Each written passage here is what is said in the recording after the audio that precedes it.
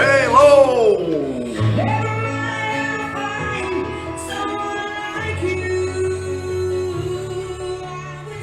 Aos corações apaixonados, essa música pra você hoje, né? Tá parecendo voz de locutor. Gente, é porque hoje eu acordei muito ansioso. Acordei tanto ansioso que pedi pra Isabel fazer brigadeiro pra mim. Eu tô comendo brigadeiro a tarde inteira, porque eu tô num nível de ansiedade muito grande. Olha a minha cara de feliz porque eu tô comendo brigadeiro, chocolate, leite condensado. Você não sabe o quanto isso aqui é bom, gente linda. Maravilhoso. Eu vou até botar uma colherada na boca agora para diminuir mais ainda a minha ansiedade. Olha a minha cara de ansioso agora, ó, de boca cheia falando, comendo brigadeiro. Tá maravilhoso. Daqui a pouco eu paro para comer brigadeiro de novo. Porque é sério, eu acordei hoje muito ansioso por vários movimentos que eu tinha que fazer durante o dia hoje. E me lembrei que hoje à noite eu ia falar um pouco sobre ansiedade também, né? Transtorno obsessivo compulsivo alimentar, compulsão alimentar e ansiedade. E aí depois que eu tô comendo brigadeiro que eu me lembrei que eu ia fazer uma live sobre ansiedade hoje à noite, né? A galera tá acreditando que você tava ansioso. Não, mas eu tava ansioso, na verdade. Mas agora, e depois que eu comecei a comer brigadeiro, eu tô feliz, então tá tudo certo. Não é pra matar vocês de inveja não, viu? É pra diminuir um pouco a minha tensão interna em relação a esse movimento do que a gente vai vivenciar a nível de ansiedade. Eu sou muito ansioso, eu tenho um nível de ansiedade também muito grande. E foi a partir do meu processo de experiência que eu comecei a compreender um pouco o que significa sistemicamente ansiedade, né? Eu estudei especificamente o que biologicamente gera ansiedade e os transtornos obsessivos, compulsivos, alimentares e outros transtornos, né, a nível da função cerebral, mas eu não compreendia o que gerava a nível sistêmico o princípio da ansiedade. Depois de muito tempo que eu fui compreender, eu compreendi isso a partir da minha própria história. E foi interessante porque eu tomei um grande susto quando eu olhei para uma determinada imagem e começou a cair a ficha de vários processos de ansiedade. Eu tinha tanta ansiedade que eu tinha febre. Pra você ter noção, eu tinha febre a nível de ansiedade. Então eu às vezes não dormia, tinha febre, tinha insônia, tinha vários sintomas, né? Calafrios, tinha sensação de mãos suando, frias também, né? Eram vários sintomas que eu tinha pelo meu nível de ansiedade muito grande. E quando eu compreendi isso na minha história, tudo se modificou. Eu diminui significativamente a minha ansiedade, mas eu acordei hoje ansioso e estou comendo brigadeiro, tá? Se você não está comendo brigadeiro agora, a culpa não é minha. Beleza. Fala pra eles chamarem a galera. Ó, convida, aí embaixo tem um aviãozinho, convida a galera para participar dessa live que vai ser bem legal. A gente vai abordar dois temas que estão super ligados, né? A compulsão alimentar e a ansiedade, sob a perspectiva biológica, sob a perspectiva sistêmica também, e poder falar um pouco mais sobre essas abordagens diversas que estabelecem o conhecimento sobre esse tema, né? São muitas histórias que nos contam em relação a esse movimento do que é ansiedade, do que é compulsão alimentar, mas a gente precisa, foi minha busca, né, minha pesquisa, a gente precisa compreender isso para além do sintoma, né, para além daquilo que o corpo expressa, porque o corpo expressa na realidade algo que tem a ver com uma emoção inconsciente que muitas vezes, e na maioria das vezes, nós não compreendemos, a não ser aqueles momentos que nós desejamos algo que tem a ver com o futuro e que gera um nível de expectativa muito grande, que gera um nível de ansiedade muito grande por algo que ainda vai acontecer. E muitas vezes isso gera um nível de ansiedade muito grande porque muitas vezes eu não estou preparado para conquistar aquilo que está no futuro. Existem vários sentimentos primários que impedem eu de sentir aquilo de uma forma mais efetiva. E isso também tem a ver com um princípio sistêmico que faz com que a gente não consiga, muitas vezes, se permitir sentir alguns movimentos importantes, reconhecer esses sentimentos para que a gente possa estabelecer um processo de mudança, né? Quando a gente fala de compulsão alimentar também, eu passei quase 2 anos no hospital português em Salvador, na sessão de cirurgia bariátrica. Então eu acompanhei como psicólogo durante muitos anos vários pacientes, muitos pacientes mesmo, E eu pude pesquisar, eu pude compreender um pouco a história dos movimentos das cirurgias bariátricas, que é o extremo do movimento de quem, por exemplo, gera muita obesidade.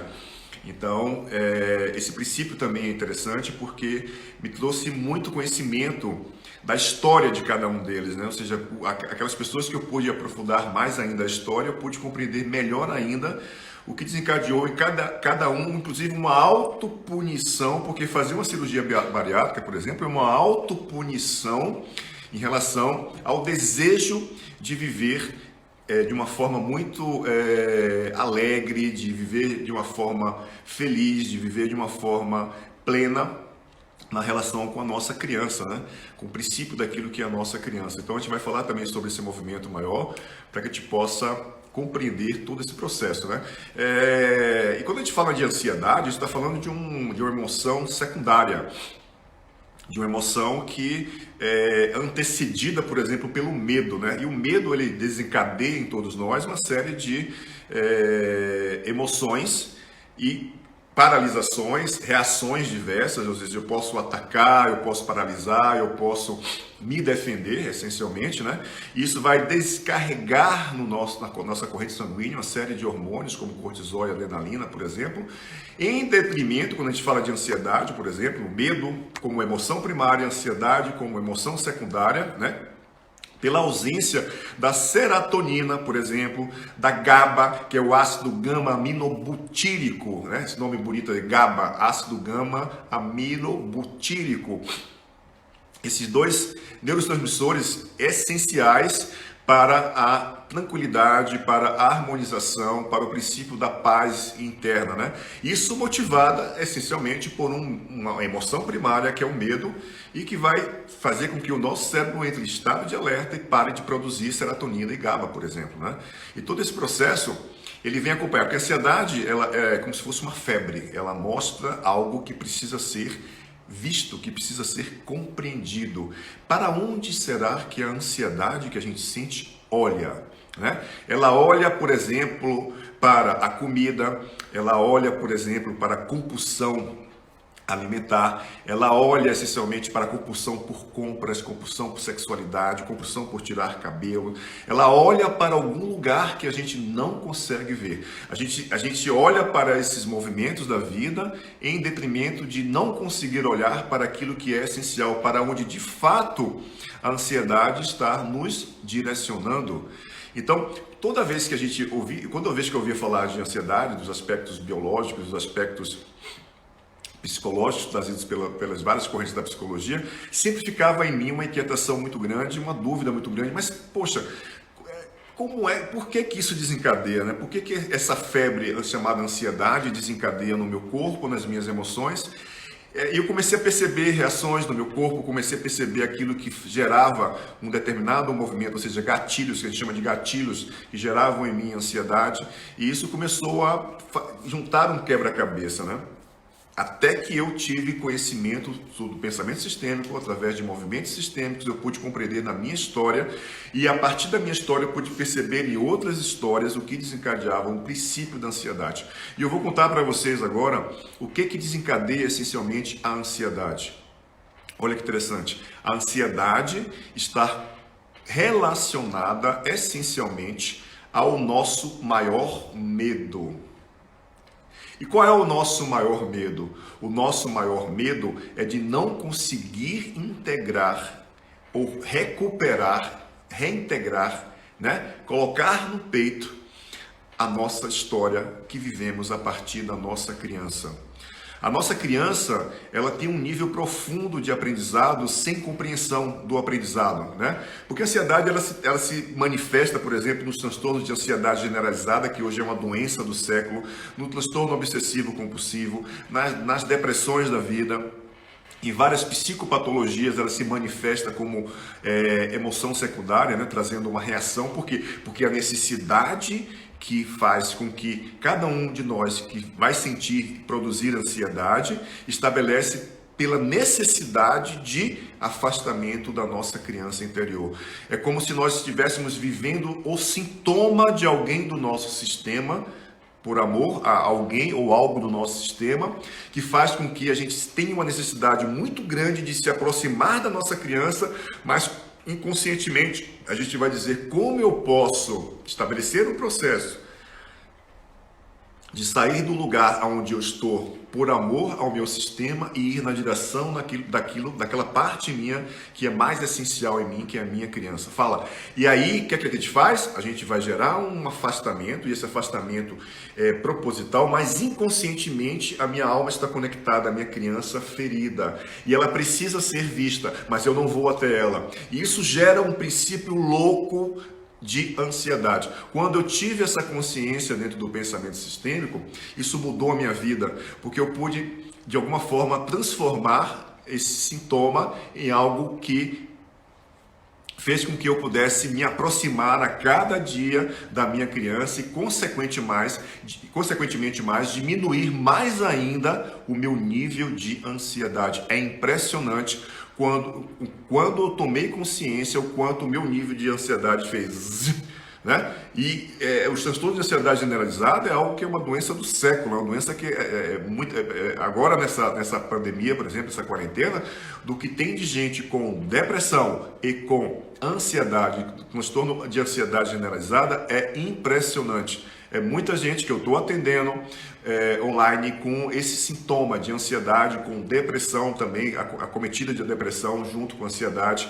Então está um movimento profundo, porque é como se a criança da gente, que paralisou no espaço-tempo, está aguardando a gente gerar foco, gerar atenção, gerar amor, gerar um resgate para que a gente possa estabelecer um movimento no sentido de retomar essa parte da história. É reconhecer de que algo que eu carrego é muito grande e eu preciso, para tudo aquilo que veio antes de mim, para tudo aquilo que é muito grande, reverenciar o sistema, agradecer ao sintoma, agradecer a doença como um movimento maior e desse lugar poder olhar e resgatar a minha criança. É impressionante como você consegue gerar esse movimento de tomar essa criança, de colocar essa criança de volta no seu lugar, dentro de você, o quanto o seu nível de ansiedade diminui. Enquanto isso, a gente pode desenvolver, por exemplo, transtornos obsessivos compulsivos alimentares. E a compulsão alimentar é a tentativa de substituição de algo que falta, né? O que falta? Faltou nutrição, faltou carinho, faltou amor, faltou aspectos importantes lá de 0 a 7 anos que a gente não pode ser nutrido pelas pessoas que nos deram a vida. Muitas vezes, e por muitos destinos, por muitos processos, isso gerou em cada um de nós sintomas pela ausência dessa nutrição, né? E o que a gente faz? A gente vai lá e come um pedaço de chocolate, come o chocolate inteiro, come brigadeiro, né? Eu vou até comer uma colherada de brigadeiro de novo aqui, porque tá uma delícia. Brigadeiro feito no micro-ondas, gente, é maravilhoso. Fala para o pessoal fazer pergunta. Uhum. E se você está com alguma dúvida em relação ao que eu estou falando, ou se você tem um movimento interno seu que você quer perguntar, deixa escrito a sua pergunta, que a gente vai estar aqui respondendo suas perguntas hoje. A gente vai ter bastante tempo para isso, tá? Para a gente estabelecer esse movimento de conexão mais próximo.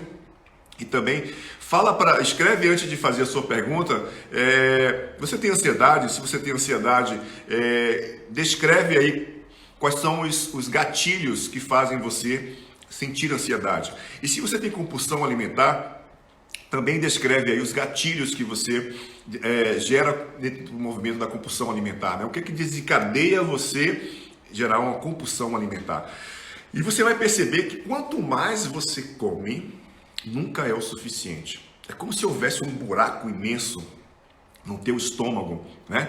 E que você simplesmente vai atacar de todos os lados a geladeira. E observa que momento que acontece mais isso. Geralmente é o quê? À noite. Olha que interessante, né? À noite a gente vai atacar a geladeira, porque é um nível de ansiedade tão grande que às vezes um pedacinho de doce, açúcar, né? Açúcar, chocolate, um pudim, uma torta, seja lá o que for, vai gerando um movimento de diminuir a intensidade da ansiedade. Mas isso gera o quê? Uma cronicidade, porque isso vai gerar um vício e vai gerar um comportamento aprendido onde você vai simplesmente manter a ansiedade e achar que está diminuindo a ansiedade com comida, por exemplo. Isso é um fluxo muito louco, porque o afastamento da criança, que gerou o movimento da ansiedade, faz com que a gente tenha uma necessidade muito grande de comer algo que tem a ver com aquilo que na realidade faltou na relação com a nutrição dos nossos pais, essencialmente com a função mãe. Então, esse é um mecanismo de fuga, né? Que a gente vai projetar esse princípio daquilo que faltou em algo, especificamente a comida, porque dentro da perspectiva que eu ensino, a comida tem a ver com nutrição, e nutrição é igual à emoção que nós recebemos da função mãe. Porque eu falo que, basicamente, do ato de mastigar ao ato de evacuar, a gente tem uma correlação muito forte, um movimento de integração muito forte com os sintomas da mãe, né? Todos os sintomas que nós desenvolvemos no ato de mastigar até evacuar, esôfago, estômago, intestino delgado, intestino grosso, reto, baço pâncreas, são processos que estão muito relacionados à forma como nós aprendemos na relação com a mamãe. Então, a compulsão, ela tem um nível que você vai dizer assim, poxa, é mais forte do que eu. Eu estou lá raspando uma tigela de doce, o resto de uma torta, feito criança, porque a gente entra no lugar da criança. Por que a gente faz isso? Porque a gente não sabe, essencialmente, né, como sair daquele lugar. Porque uma criança adulta, um adulto criança, não sabe como sair de determinadas situações. Ela necessita, essencialmente, criar recursos internos, tomar consciência de qual é o seu lugar para estabelecer o movimento de que aquele objeto, aquela comida, aquele movimento que faz ela tentar substituir algo que ela não recebeu, não vai gerar nenhum resultado, ou seja, vai gerar o quê? Uma cronicidade, ela vai tornar repetitivo o processo por um movimento infantil, pela ausência de amor, de cuidado, de colo, de amamentação. Sabe que muitas crianças que não amamentaram desenvolvem muita facilidade de ansiedade, por exemplo. Pela ausência do contato com o peito da mãe, com o leite, elas desenvolvem muitas pessoas desenvolvem ansiedade e vão desenvolver consequentemente, porque a ansiedade é um dos ingredientes que acompanha a compulsão alimentar, né? E a ansiedade sempre, para mim, é uma febre, é um movimento que é como se fosse a cereja do bolo, né? Tem lá a compulsão alimentar e tem a ansiedade. Então, assim, são processos interessantes que fazem com que a gente correlacione esses movimentos da compulsão por uma necessidade de substituição de algo. E o que algo é esse? Primário, número 1, nunca esqueça, a necessidade de reintegrar a nossa criança. 2, fazer com que essa criança ocupe essencialmente o seu lugar diante da história, ok? E 3, reconhecimento de que a mamãe não pôde dar mais daquilo do que ela nos deu. São esses 3 aspectos básicos que a gente precisa tomar consciência para que as nossas compulsões diversas, especificamente a compulsão alimentar, gerando muitas vezes transtorno de ansiedade generalizado, ele estabeleça um processo de diminuição do sintoma.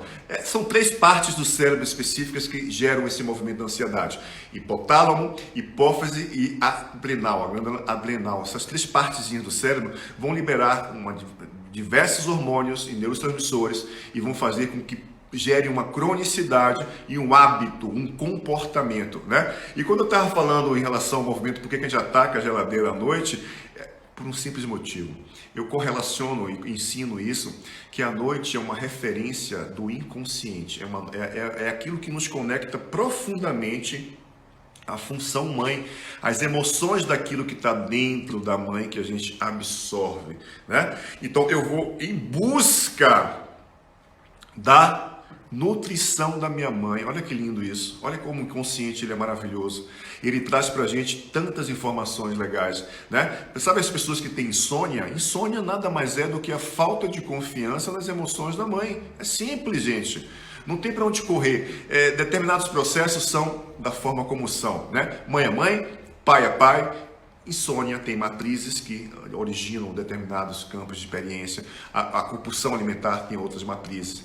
A ansiedade vem da matriz criança, nossa criança especificamente. E isso tudo vai gerando o quê? Confusão, cronicidade. Quando a gente se dá por conta, a gente está passando por movimentos difíceis e está adoecendo, né? E gerando outras doenças e outros sintomas. O pessoal começou a dizer quais são os sintomas que eles estão... Quais, os gatilhos. Os gatilhos. Quais são os gatilhos? Tá, a Michelle tá falando que ela precisa comer o tempo todo. Muita constância, né? Necessidade de constância. A Vilma tá dizendo que o assalto à geladeira que ela dá é à tarde. Tem uma pessoa aqui, não consigo ver, a Carla. O que desencadeia é perder o controle ou quando me sinto rejeitada. Você observa que esses gatilhos são gatilhos que fogem do nosso controle na realidade, né? Ou seja, a gente não tem controle sobre isso. Esses movimentos da compulsão, por exemplo, da própria ansiedade, a ansiedade surge do nada, né? Olha lá, surge do nada. Observe você que está escrevendo os gatilhos da ansiedade e da compulsão alimentar.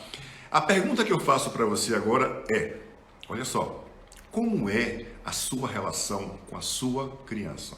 De que forma que você olha para a sua criança? Você se lembra da sua infância? Como foi a sua infância? Foi uma infância que você considera saudável? Uma infância que você considera que faltou algo? Faz sentido para você quando eu digo que a ausência de você estar no seu lugar, a ausência do reconhecimento do que você recebeu foi suficiente, a ausência daquilo que faz com que a gente desenvolva uma compulsão por algo pela tentativa de substituir aquilo que nós não recebemos do nosso sistema, veio por uma ausência de presença, de afetividade com a nossa criança? É a pergunta que eu faço para você.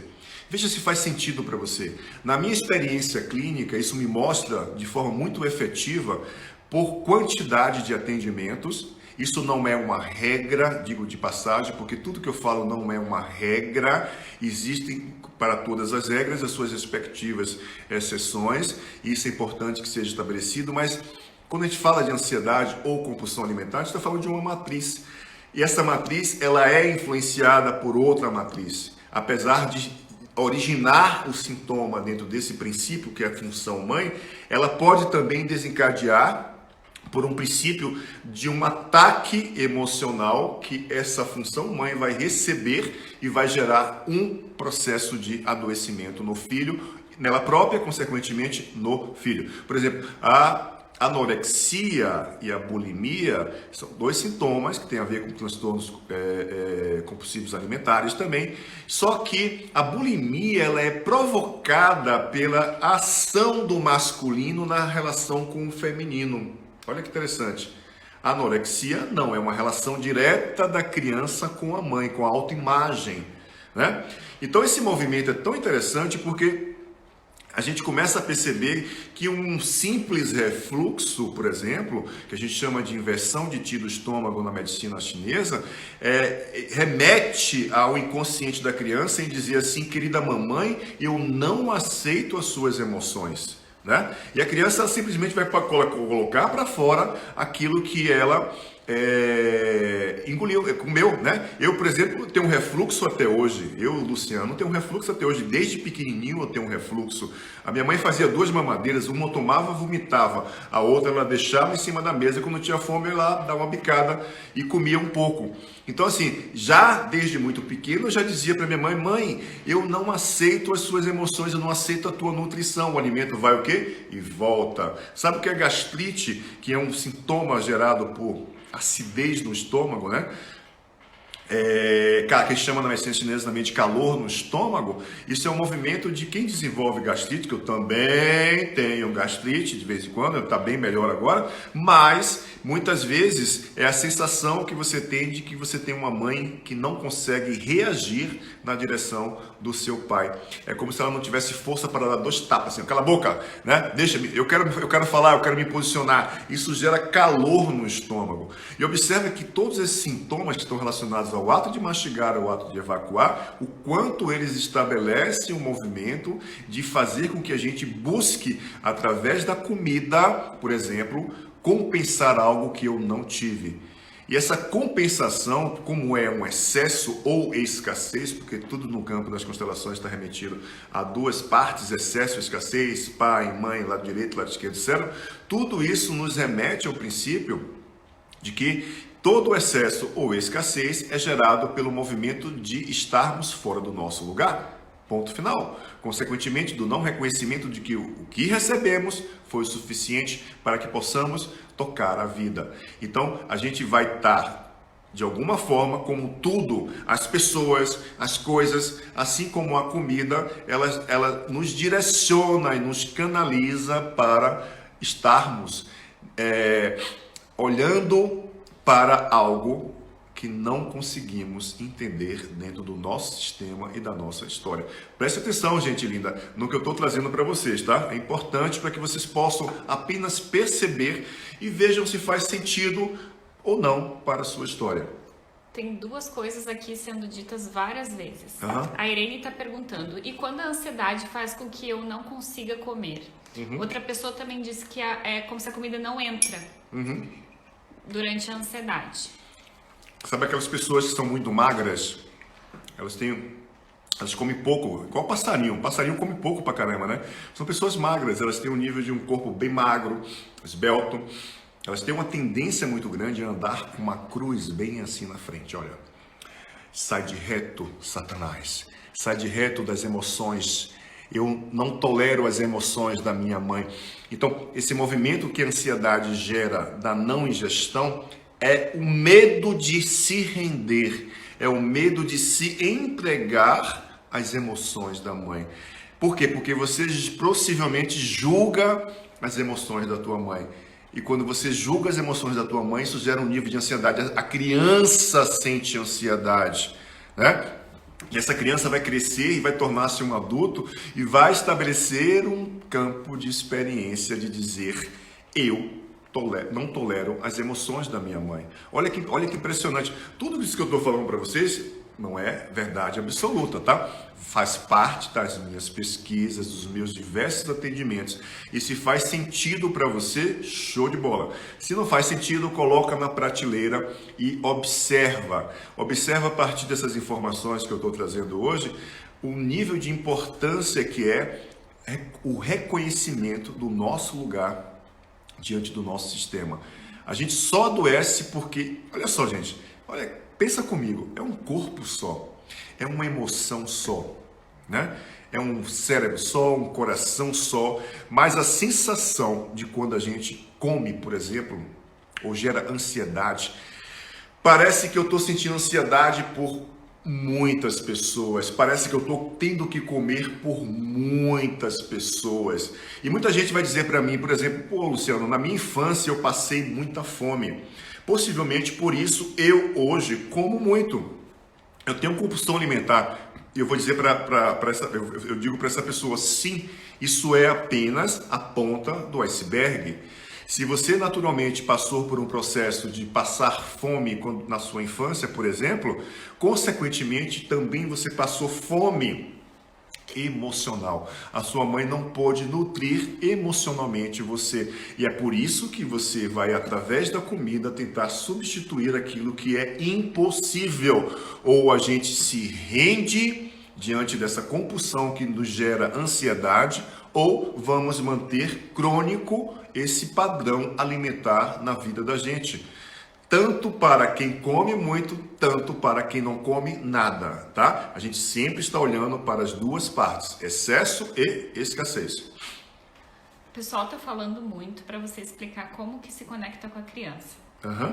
E também tem pessoas perguntando sobre como eu ocupo meu lugar no sistema. Então eu acho que é legal você falar sobre o quanto isso é um processo. Eu vou fazer uma live para falar qual é o meu lugar. A gente vai abordar profundamente qual é o meu lugar no sistema, né? Geralmente nascemos, né? Geralmente somos concebidos, gestados, nascemos fora do lugar. Ou seja, somos apenas filhos ou filhas diante dos nossos pais.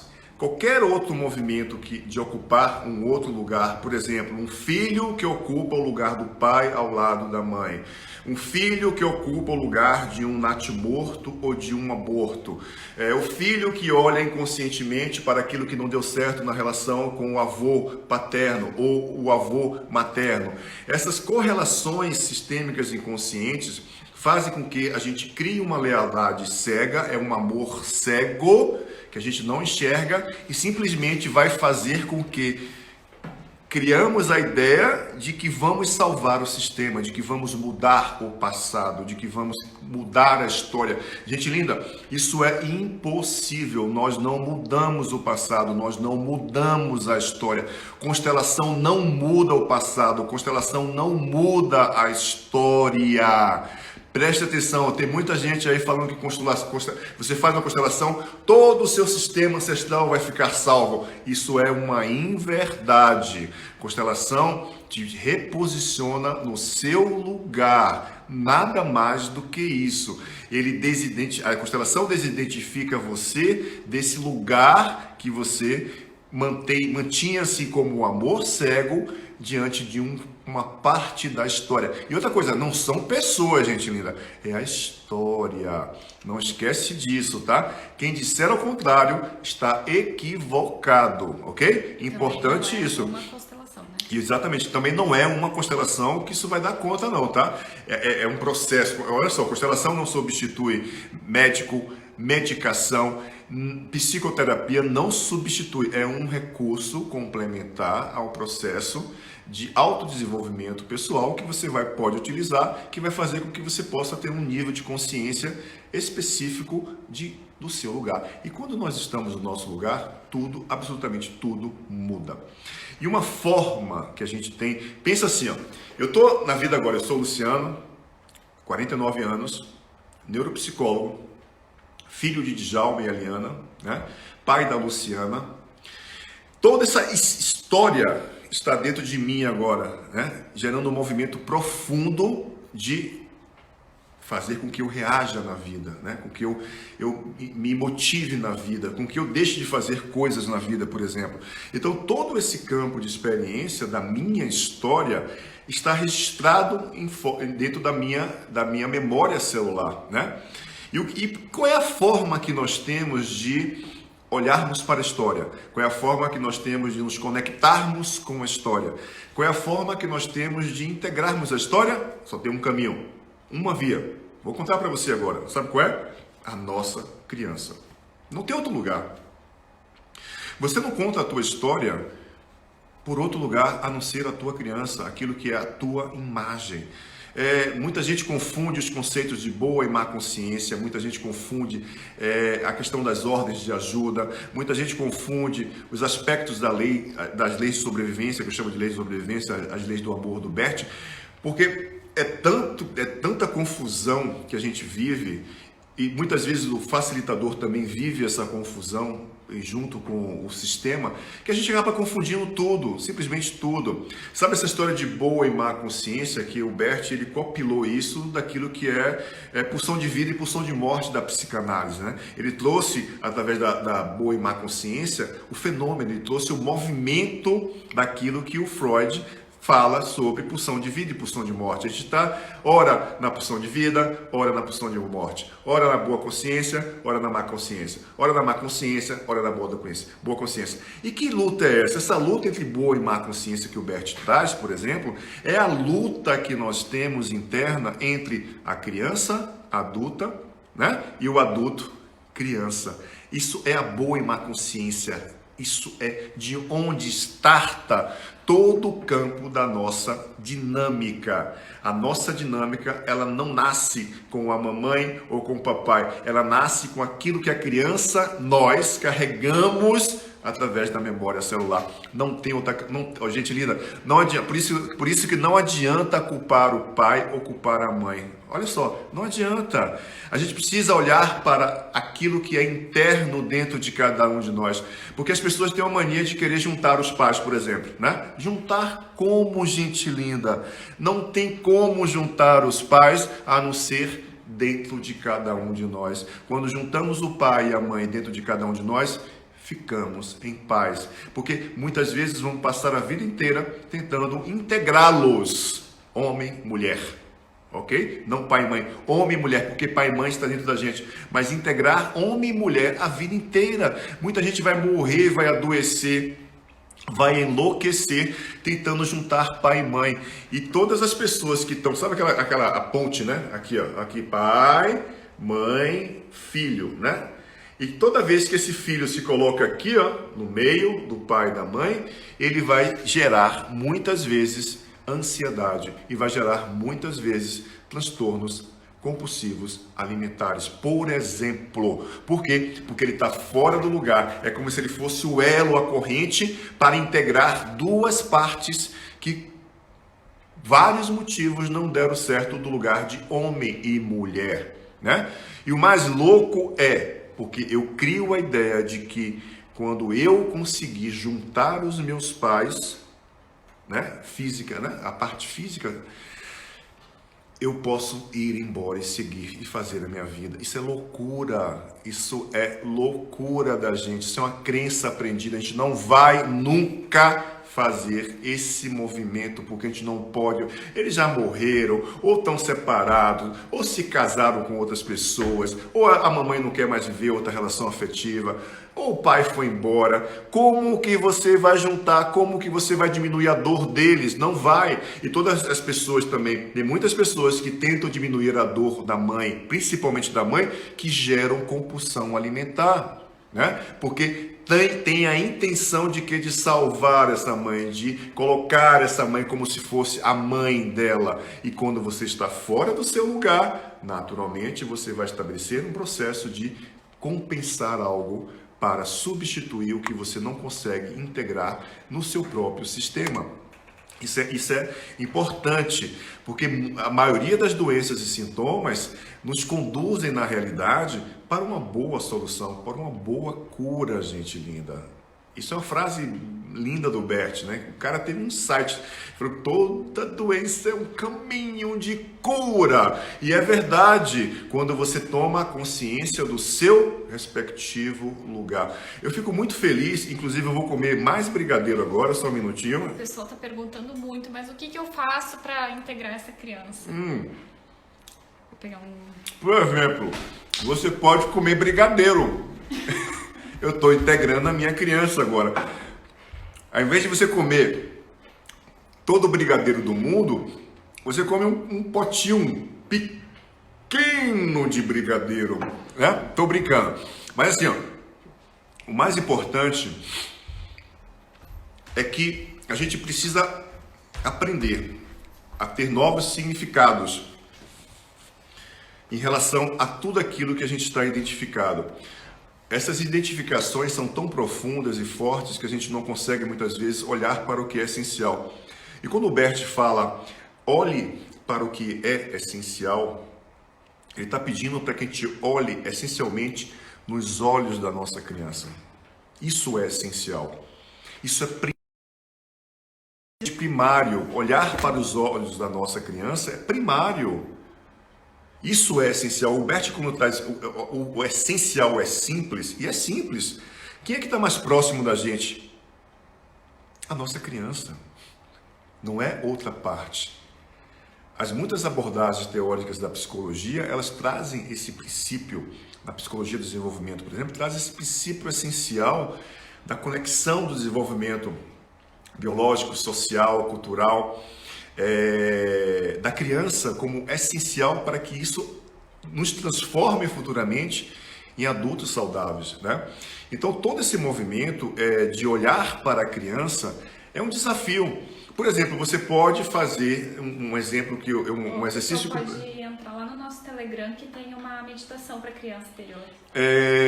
A Isabel está lembrando aqui, se você quer receber conteúdos exclusivos, e inclusive lá no Telegram, que é um lugar que tem várias meditações que eu deixei lá, você pode entrar no nosso Telegram, você bota uma frase aí, eu quero participar.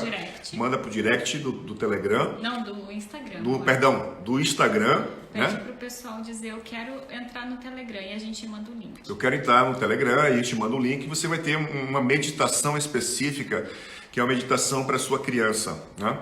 É uma forma de você integrar a sua criança. Eu vou ensinar um exercício agora simples, muito simples mesmo. Você vai criar um altar ao lado da tua cama, né? Qualquer lugar ao lado da tua cama, onde você vai pegar fotos da tua infância que só tenha você, só a sua criança ali, né? Várias fases da tua infância, adolescência, principalmente criança, e vai colocar em cima desse altar. Você pode colocar uma flor, uma boneca, uma bola, você pode fazer um desenho, se você não tiver fotos, muita gente não tem fotos, né? Você pode pegar um dentinho, uma roupinha de criança, enfim, algo que remeta você à sua criança. E todas as vezes, durante 21 dias consecutivos, por que 21 dias? Não tem nada a ver de espiritualidade. 21 dias porque isso é múltiplo de 7. 7 dias para o estado da inconsciência, para o semiconsciente, e de um processo consciente se manifestar no corpo com um novo comportamento, tá? 21 dias consecutivos você vai estabelecer esse processo de poder olhar quando você for deitar e dizer a seguinte frase: eu tomo você mais em meu coração. Ó, e pega com as mãos e traz para o teu coração essas imagens da tua infância.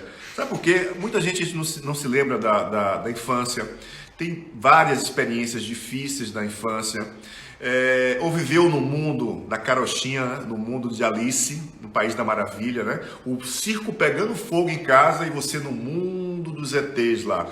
Então, todas essas dinâmicas, elas fazem parte das nossas histórias. E quando eu me coloco em olhar especificamente para aquilo que é essencial, que é a minha criança, eu vou gerar um campo de aproximação com ela e vou aprender a confiar nela, ou seja, na história que ela carrega, que ela vivenciou e que está dentro de cada um de nós, e vou poder dizer coisas saudáveis para ela, né? E comece com frases assim: eu tomo você mais um pouco hoje. Eu estava afastado de você. Eu não conseguia olhar para você, porque olhar para você dói. Seja sincero com você, dói. E sabe o que acontece muitas vezes? Sabe por que a nossa criança ela tem um nível de aprendizado inconsciente de 0 a 7 anos? Ou seja, a gente aprende e passa por muitas experiências sem ter consciência disso. E simplesmente ela está vivendo as histórias de outros sistemas em detrimento de viver a própria história. Aí o que é que acontece? Acontece que a criança, ela simplesmente não tem discernimento de que aquela experiência foi boa ou não foi boa para ela. É simples, gente linda. Isso agora nos remete a entrar em contato com essa criança que não teve consciência. Hoje você pode estar dizendo assim: olha, a minha criança, eu tive uma infância difícil, e essa infância eu passei fome, eu tive dificuldade, não tive brinquedos, eu tive que estudar em escola que não foi particular, meu pai era alcoólatra, minha mãe teve que trabalhar, enfim, meu pai morreu cedo, sabe? Essas histórias que contamos para a gente todos os dias faz com que a gente se esqueça do que é essencial, que é a nossa criança. Então, quando você entra em contato através das fotos com essa criança, é uma forma de você olhar com amor para o que é essencial. É olhar nos olhos dessa criança e dizer: eu vejo você, eu quero me aproximar de você. Excluir você torna você um fantasma na minha vida. Excluir você vai fazer com que eu me sinta muito ansioso. Excluir você vai fazer com que eu coma demais. E é isso mesmo, né? E essa questão dessa necessidade interna de integrar de volta a história através da nossa criança, ela está dentro do inconsciente coletivo. Porque o nosso maior desafio hoje na vida, é retomar a nossa história através da nossa criança. Ou seja, tomar essa criança de volta. Não tem outro caminho não, gente. Não tem. E isso é essencial. Esse exercício, outra coisa, é na hora de dormir e na hora de acordar, tá? Esses dois movimentos, na hora de dormir e na hora de acordar, são importantes para que você possa se reaproximar da tua criança e gerar um movimento de poder olhar para ela com amor. Doeu, porrada dada ninguém tira, né? Fome passada ninguém tira. São as experiências, a gente não está vivendo, na realidade, aquela criança. A gente está vivendo a história. A gente está vivendo a história que está registrada dentro de uma mente, né, que não teve consciência para poder distinguir que não poderia ter sido diferente. E aí há uma necessidade muito grande e constante, porque essa é a nossa maior busca, é a nossa criança. É reintegrar a nossa criança, porque quando eu reintegro a minha criança, eu posso olhar diferente para a minha mãe e, consequentemente, para o meu pai. Não tem outro caminho, gente. Eu falo da matemática sistêmica. A matemática sistêmica tem, como matemática, aspectos lógicos e ilógicos, né? Contas que dão certo e contas que não dão certo. E é assim que funciona, né? O pai starta a vida, a mãe gesta a vida e tem um terceiro aspecto, filho. Essa é a matemática, não tem outra, é simples a matemática. 1, 2, 3, 1 mais 1 igual, né? 2, 2, 2 vai gerar o 3, é assim que funciona. Então, não adianta a gente fugir daquilo que é essencial, e o essencial é simples, o Bert já dizia isso. E esse essencial é tão simples, porque nós temos uma tendência muito grande de buscar soluções distantes da gente. Em outras pessoas, em outros movimentos. Mas tá simples, gente, está dentro da gente, está próximo a gente, não está tão distante não, está simples, é pertinho da gente. Basta a gente se conectar com o que é essencial. E é passar a amar e respeitar a história da tua criança, da sua própria história, porque são milhares de crianças, por isso que não é uma criança só, por isso que não é a criança, é a história que a sua criança viveu. Importante isso. Muita gente fala assim,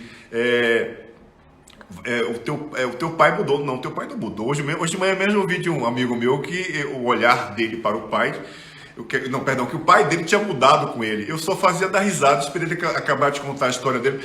Amigo, não, o teu pai não mudou com você. Você é que mudou com o teu pai. Você é a ponta do sistema. Olha que interessante isso, né? E a gente precisa reaprender muitas coisas simples para que a gente possa dar passos mais seguros, passos mais focados na vida. É importante isso, porque enquanto a gente estiver estabelecendo um movimento de estar fora do nosso lugar e distante do que é essencial, que é a nossa criança, a gente vai estar substituindo a ausência dessa criança e aquilo que a história nos ensinou, que foi a ausência da nutrição da mãe na relação com a nossa criança, substituindo na comida, ou em uma relação afetiva, ou em compulsão por compras, ou em compulsão por sexo, ou em compulsão por qualquer coisa nessa vida. Preste atenção, é importante você estabelecer esse movimento de olhar para a história a partir da tua criança. A matemática que eu ensino é essa, não tem outra matemática. Às vezes a gente vai constelar o nosso pai 1 milhão de vezes. Tem resultados? Tem resultados, mas existem fórmulas matemáticas, né? E cada um de nós temos uma fórmula matemática única, não dá resultados iguais nunca, que vamos estabelecer um processo através das constelações, por exemplo, de uma busca por uma solução. Que solução é essa? Encontrar o meu lugar. E encontrar o meu lugar através de quem? Da minha criança.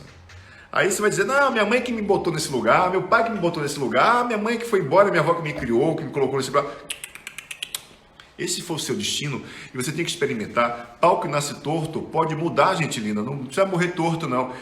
É essencial que você possa, eu estou tendo um papo reto com você aqui, é essencial que você possa gerar um movimento de tomar a consciência urgente do seu lugar. É integrar essa criança. Você vai ver, olha só, eu tenho muitos exercícios e muitas práticas legais que são destinadas a esse lugar de você reencontrar essa criança, né? De você estabelecer o princípio de reencontrar essa criança. Com o tempo e a cada live que a gente fizer, a gente vai soltando um exercício para que você possa anotá-lo. Anota esse de hoje do altar, que é importante. Ao dormir e ao acordar, eu tomo mais você em meu coração. Bate um papo reto com a tua criança. Fala, nossa infância foi uma merda, ou foi maravilhosa, ou a gente está no país da maravilha, a gente teve amiguinhos invisíveis, foi a forma que eu tive de olhar para toda aquela loucura do meu sistema. Pode chamar seu pai de louco, sua mãe de louco, não tem problema não, porque enquanto você não reconhece esses sentimentos, né, que faz você julgar uma parte do sistema, você está fora do lugar. E quando você julga o seu sistema, você precisa estabelecer um movimento de julgar e ao mesmo tempo dizer, eu julgo agora para falar a verdade. E quando eu falo a verdade, Jesus já falou, a verdade vos libertará. E quando a verdade vos liberta, você conecta, é impressionante, você conecta com o fluxo da força do seu sistema que te deu a vida, e aquele julgamento, no passe de mágica, desaparece. É impressionante isso. Desaparece. A gente fica doente, a gente desenvolve aspectos como ansiedade e compulsão alimentar. Por quê? Porque julgamos, porque simplesmente estamos distante do que é essencial. Ponto final. É isso assim. Pergunta. O pessoal tá amando a live. Tá dizendo que é a melhor. Como assim a melhor? Sabe o que acontece? A gente fala de histórias da vida real. Eu busco falar muito da minha história, das minhas zigueziras, dos meus processos, das minhas dificuldades, dos meus campos. Eu estou abrindo aqui para várias pessoas que eu conheço e que eu não conheço, um pouco da minha vida. É vulnerabilidade, isso se chama vulnerabilidade. Vulnerabilidade é o segredo para você começar a olhar para a sua criança. Sabia disso? É simplesmente se dizer assim, eu me rendo, eu sou uma merda nisso, eu tenho dificuldade com isso, sabe? Eu tô aquelas pessoas que dizem assim, eu sou o bambambam, eu sou o cara. E PN. Por quê? Porque enquanto a gente estiver nessas polaridades específicas, né, a criança está brincando de boa e má consciência e boa consciência, e ela fica naquela posição de vida, hora ela vai morrer, hora ela vai para a vida. Gente linda, isso chega um momento que cansa. E cansa, sabe como? Quando a gente adoece, quando a gente tem uma perda e vai viver um luto, né? Quando a gente desenvolve um sintoma, quando a gente deixa de fazer algo que é importante para a gente. Até quando você quer viver da forma como você vive hoje? Até quando você quer viver com as emoções que você conhece até hoje? E o mais lindo disso tudo é que existem várias escolas, vários recursos, várias teorias, várias práticas que podem facilitar o processo de fazer com que você possa ressignificar a tua vida e a tua história. Isso é importante, mas nunca esqueça de comer um docinho. A galera tá dizendo que tá acabando a live, eles já vão fazer brigadeiro. Façam um brigadeiro quando acabar a live, ok? E quando você olhar para o brigadeiro, e eu vou ensinar outra coisa legal, tá? Inclusive tem uma meditação que eu fiz sobre compulsão alimentar, que também está lá no Telegram. Você precisa olhar para a comida como se a comida estivesse aqui, ó. A comida está aqui na sua frente, bota a comida na sua frente, bota o brigadeiro na tua frente. Quando você olhar para a comida ou o brigadeiro, você precisa falar uma frase sistêmica para essa comida e tomar consciência disso. De que forma? Ancore a tua mãe do lado esquerdo, tocando no teu ombro, sinta a força dessa mulher tocando no teu ombro, olhe para a comida e diga, não precisa representar aquilo que faltou na relação com a nutrição da minha mãe. E repita isso várias vezes olhando para a comida. Isso é uma técnica simples que eu ensino e muitas pessoas apenas com essa técnica simples conseguem diminuir significativamente a compulsão por comida. Olha só, porque tem outro detalhe, tem muita gente que não come muito e é obeso. Sabia disso? Por um processo hormonal. Tireoide, por exemplo, né? Mas é louco, sabe por que é louco? Porque, olha só, não come muito comida física, mas come muito a emoção da mamãe. Olha para a mamãe como a coitadinha da mamãe, a vítima da mamãe. Eu tenho que salvar ela, né? Eu não consigo dizer não para a mamãe. Então, o que é que eu vou fazer? Vou engolir as emoções dela, vou desestabilizar emocionalmente o meu corpo, vou desestabilizar os meus hormônios, neurônios e vou engordar feito um elefante. Gente linda, vamos ficando por aqui hoje. Amanhã tem uma live incrível. Olha só, olha o tema, vou falar para você o tema. Olha só, como a maternidade me transformou profissionalmente, com a nossa querida e belíssima Thaisa Souza Ferreira. Ela é fisioterapeuta, microfisioterapeuta, né? Faz leitura biológica, acupuntura. Ela é show. Eu faço microfisioterapia com ela. Ela é muito boa nessa área de microfisioterapia, é super capacitada. Super sugiro o trabalho dela. Se você quer aprender um pouco mais sobre a perspectiva de como a maternidade transformou a vida dela, e isso vai servir de exemplo para você, porque a gente vai correlacionar isso com o pensamento sistêmico. Vamos juntos ter uma live show de bola. Diz. O pessoal tá achando que não vai lembrar das frases. Fala que essa live vai ficar 24 horas no Instagram. Ah, tá. Essa live que você está assistindo agora, ela fica 24 horas no Instagram e logo amanhã ela vai estar disponível no canal do YouTube, o Instituto Luciano Alves no YouTube. Ela fica lá para o resto da vida até o YouTube fechar. Então, você quer rever essa live de hoje? Assiste lá no canal do YouTube, tá? Ela vai estar disponível, inclusive todas as lives anteriores estão lá, para que você possa rever quando e quantas vezes você quiser. Segue a gente aí no Instagram, segue a gente lá no YouTube, para que a gente possa convidar as pessoas amanhã para a nossa palestra com a Thaisa, tá? E vamos que vamos, porque eu estou muito feliz, eu estou feliz por esse movimento da Maratona da Transformação. Essa é a 33ª maratona, 33 lives incríveis consecutivas. Amanhã é a 34ª maratona e tem muito mais maratona pela frente. E tem uma surpresa no final. Você vai ver uma surpresa maravilhosa no final, tá? Um beijo no seu coração. Gratidão pela sua presença e participação. As pessoas novas que chegaram aqui hoje, bem-vindas. Divulga o nosso trabalho para que você possa levar para mais pessoas esse conhecimento maravilhoso que é o pensamento sistêmico. E eu tenho apenas 8 segundos para dizer apenas gratidão. Abraço.